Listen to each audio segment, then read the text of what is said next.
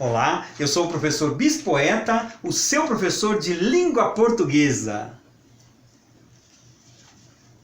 Entre as palavras cruzadas de Bispoeta. Entre as palavras cruzadas nasce a curiosidade. E não é só por vaidade que elas devem ser usadas. Emperro nas verticais. Procura a definição com 4 letras, a razão com 6 letras nas horizontais. Vamos pela mais fácil. É melhor ter certeza e responder o que é beleza, depois vem a mais difícil. Pessoa muito teimosa. Vou arriscar, caturra. Nas verticais vem surra, nas horizontais da famosa, ou célebre, uma qualidade de quem é bem conhecida e faz muito sucesso na vida, é uma celebridade. Não é só um passatempo, mantém o cérebro ativo e o ganho é cumulativo, é um grande investimento. E para você que acompanhou até aqui essa recitação, convido você a se inscrever no canal, tocar no sininho, compartilhar, principalmente, é muito importante compartilhar esses vídeos. E ao final, é uma teleaula de 12 a 14 minutos no máximo. Ao final, coloque suas observações, faça sua pergunta. Pode se comunicar comigo pelo WhatsApp, se você quiser, o telefone está ali. E fique à vontade, sinta-se à vontade. Essa aula não é minha, essa aula é nossa. Sem pessoas que interajam comigo, essa aula não existe, perfeito? Bem, vamos ao que interessa, Elide? Vamos. Estamos estudando a nossa fonética e fonologia, agora vamos para a quarta parte. Se proferimos um fonema surdo como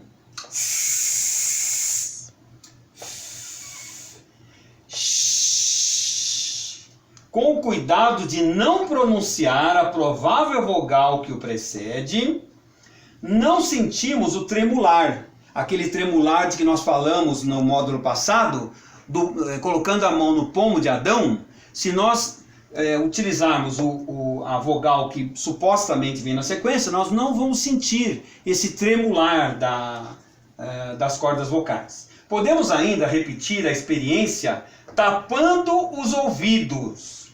Só com os fonemas sonoros ouvimos um zumbido característico da vibração das cordas vocais. Podem testar em casa. Tapem os ouvidos e pronunciem um dos fonemas sonoros. Vocês vão perceber a vibração das cordas vocais. Vogais e consoantes. A voz humana se compõe de tons, sons musicais, e ruídos, que o nosso ouvido distingue com perfeição. Caracterizam-se os tons quanto às condições acústicas, por suas vibrações periódicas. Esta divisão corresponde, em linhas gerais, às vogais, que são os tons, e às consoantes, que são os ruídos.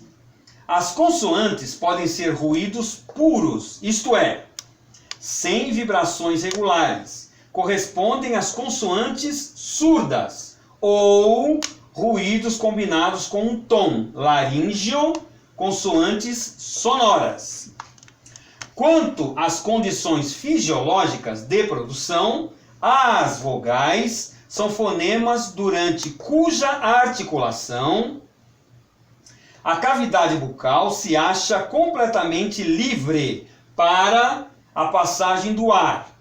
As consoantes são fonemas durante cuja produção a cavidade bucal está totalmente ou parcialmente fechada, constituindo assim, num ponto qualquer, um obstáculo à saída da corrente expiratória. Vamos à nossa água. Lembrando que o professor Bispoeta dá aulas particulares Pode ser que você tenha dificuldade em alguma parte da língua portuguesa, você pode entrar em contato que ele te dará toda a assistência dessa parte que está tendo dificuldade em aulas particulares. Muito obrigado, Elide. Com você é bem melhor. Observação. Só por suas condições acústicas e fisiológicas de produção é que se distinguem as vogais das consoantes. Observe que eu estou pronunciando sempre distingue, mas como é tudo uma questão de escolha, se quiserem pronunciar distinguem, não tem o menor problema, porque é tudo uma questão de escolha, tudo bem? Eu prefiro distinguem, mas se quiserem pronunciar distinguem, não há o menor problema. Portanto, vou repetir, observação, só por suas condições acústicas e fisiológicas de produção é que se distinguem as vogais das consoantes. Por imitação dos gregos, os antigos gramáticos definiam a vogal pela sua função na sílaba, elemento necessário e suficiente para a sílaba. E daí chegaram à conceituação deficiente de consoante, fonema sem existência, independente, que só se profere com uma vogal. Daí também essa necessidade que algumas pessoas sentem ao pronunciar uma palavra como advogado, que o D é muito suave, advogado. Mas as pessoas sentem a falta da vogal e aí acabam pronunciando advogado ou advogado. Não vejo problema nenhum, mas essa semivogal e essa vogal aqui não estão presentes na palavra advogado. Mas talvez por essa necessidade e por essa tradição grega, nós acabamos acrescentando uma vogal ou semivogal nessas palavras que não tem. Como, por exemplo, eu coloquei aqui perspicaz, que é uma sequência de 1, 2, 3 consoantes. Perspicaz. Ou essa outra aqui, interstício, que temos também uma colocação com 3 consoantes seguidas. Interstício. Perspicaz. São palavras que dão um certo trabalho para a produção, para o nosso aparelho fonador. Mas de qualquer maneira, nós conseguimos pronunciar com treino. Sabemos de idiomas em que há sílabas constituídas apenas de consoantes e em que uma consoante pode fazer às vezes de vogal. Olha que interessante, gente. Na língua portuguesa, a base da sílaba ou o elemento silábico é a vogal. Os elementos assilábicos, ou seja, que não têm sílabas, não são propriamente sílabas, são a consoante e a semivogal, que estudaremos mais adiante. Portanto, não se preocupem que todos esses assuntos serão tratados muito detalhadamente. Classificação das vogais. Classificam-se as vogais segundo a NGB, que é a nomenclatura gramatical brasileira, de acordo com os seguintes critérios. A. Quanto à zona de articulação. B. Quanto à intensidade. C. Quanto ao timbre. E D. Quanto ao papel das cavidades bucal e nasal.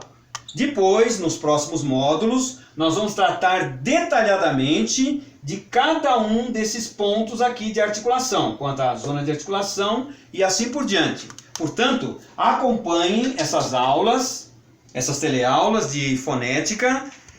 Eu não me lembro, sinceramente, de ter estudado fonética no ensino médio. Fui aprender um pouco na faculdade e considero de uma importância fundamental a fonética, principalmente para os professores que vão alfabetizar, porque aí terão mais consciência ainda de como são diferentes fonema e letra, e talvez facilite bastante nesse processo de alfabetização e letramento. Tudo bem?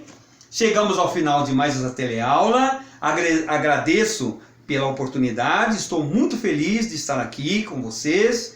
Sejam muito felizes e fiquem com Deus.